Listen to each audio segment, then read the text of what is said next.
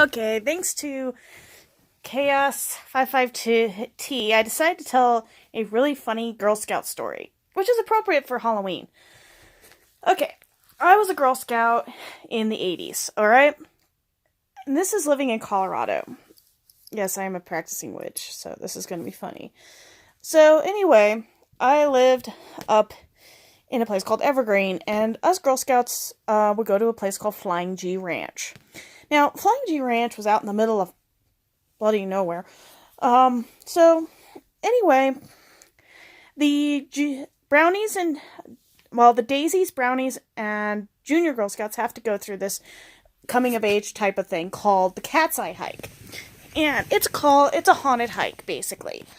Being the ghost-loving little cretin that I was as a kid, I walked up to I had been a junior, and I begged, hands and knees begged, to be on this. Divisive to say, my mother was not involved, thank God, because if my mom was, I would not have been allowed to do this at all. So, under circumstances, since I was 12 years old, they said yes, I could do it. I really wish I hadn't. So, anyway, here I am, a Girl Scout, getting ready. I put on the makeup. I look like a werecat. I am ready to have fun. So, this is how they notified us on the age group. Daisies were not allowed to participate in this. And that year, we decided to be kind of nice and invite the Boy Scouts into this. Because we thought, oh, I'm sure they can handle the Cat's Eye Hike. They're boys. They could handle anything. Oh boy. So the Boy Scouts decided to bring their Tiger Scouts, which I think are their version of daisies? So,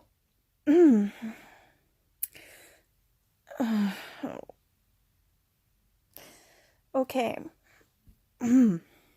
So, how they notified our age groups was brownies were one knock. Okay? Knock, knock, one. Alright, one knock meant brownie. Two knocks meant junior. Go all out, ladies. So, I didn't get the message, and I heard people going through my area. I did the best performance I could, jumped out, and standing there before me was this little 4-year-old boy who just peed himself. You could smell it. The poor little guy was petrified. Oh my God, the poor thing. And we took him back to the lodge. I cleaned up my makeup, put on my regular clothes, came out in my junior uniform. I'm like, I'm really sorry. They did not tell me the age of this poor kid. And I'm like apologizing to this poor mother who is standing there going, it's okay. Really, you didn't know. How were you to know? And I'm kneeling down to this poor kid going, I am so sorry. And I gave him a hug and I was being really nice. And we quickly explained to the mother what the Cat's Eye Hike was about. And she's like, yeah, I went through that when I was a Girl Scout. It wasn't really that scary. And I said, well, we kind of upped the ante here. And the poor mother wasn't really that upset. But I was mad because the communication between myself and the girl that was leading the tour was not there. Decided to say, I was the only junior that was actually allowed to do this because apparently by the time you're 12, you're supposed to be a cadet. Theoretically.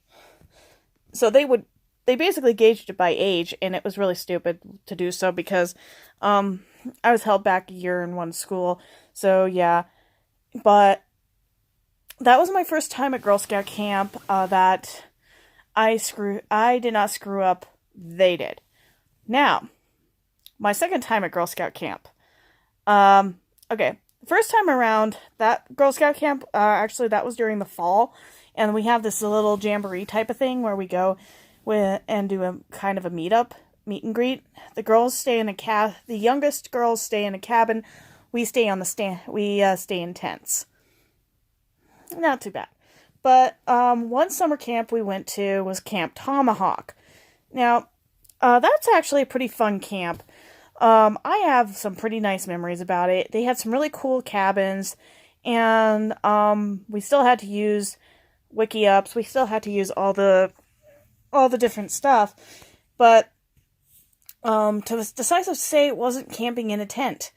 I wanted to do the standing tents. I really wanted to do the tents on stands like I saw in movies about going to camp. Yeah, I'm a weird kid, okay? So, it's the day we left. It was the day of leaving. And lo and behold, my parents never showed up. In fact, my mother had written down it was a Sunday, not a Saturday, to come pick us up.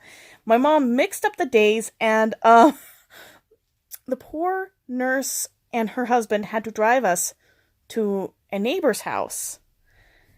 And our neighbor, who my parents began to become friends with because they had never met these neighbors before until now, after CPS was called. My poor parents. My mom explained to CPS that no, they're not incompetent parents. They just forgot what day to pick us up. It never happened again.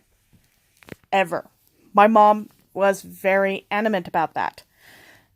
But, again, my second time going to Girl Scout camp.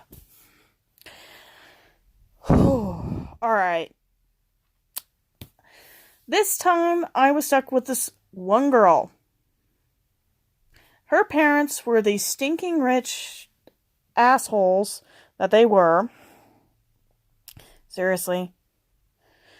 My mother was adamant that that this girl found out very fast what a learning disability was, and she treated me like, oh my god, I must be the most cursed creature in the world. I'm sitting there reading Star Wars books. And she was making fun of me because my favorite character was Mara Jade. Oh my god. Here I am reading a book. And she was making fun of me, and she almost threw a couple of my shirts into the latrine. In fact, she got in trouble so many dang times, I finally decided to go to a different tent. In fact, they had already set up a tent for me and two of my friends. And we all decided that we'd had enough. And Nancy was being a pain in the ass. The truth is, I don't think that was her real name. So, yeah, her name's Nancy. And Nancy just was such a pain.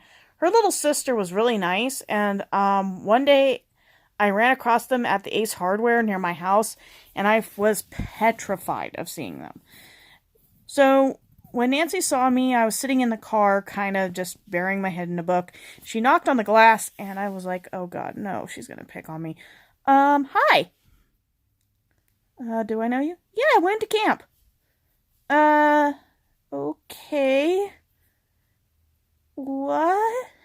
What do you want? And she's like, I want to apologize for being a bitch.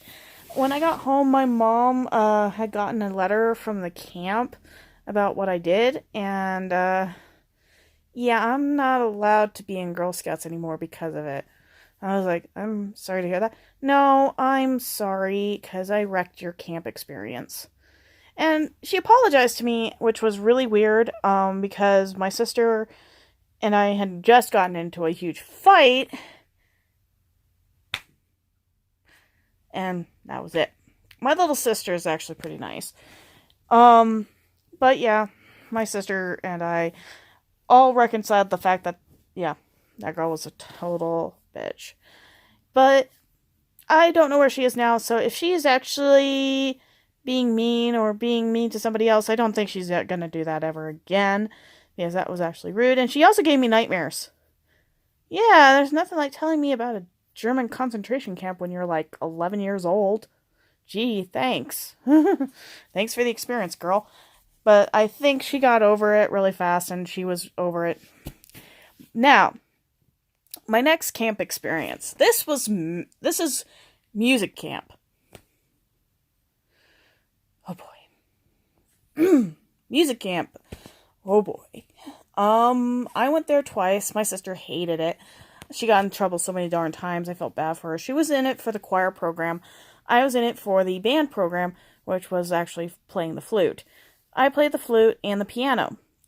In fact, most people don't realize I am an accomplished pianist. I ended up with this one girl in my group that was absolutely awesome. She was really fun, but her friends were kind of bullies.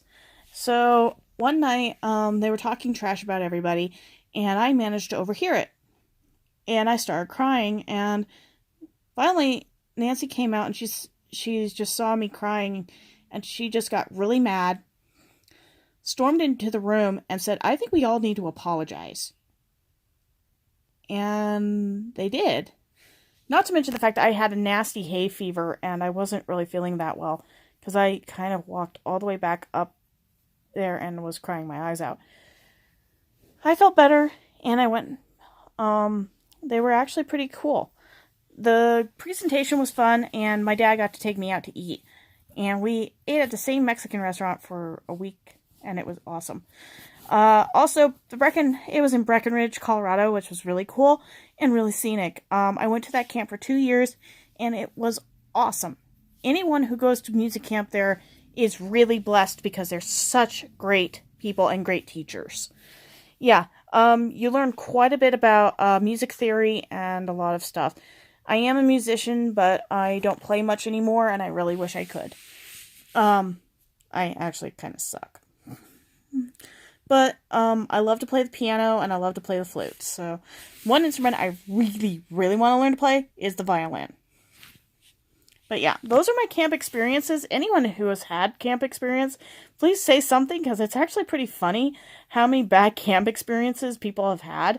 Because sometimes I've been camping before with my family and being stuck in a tent with your dad, your sister, and your mom kind of is scary.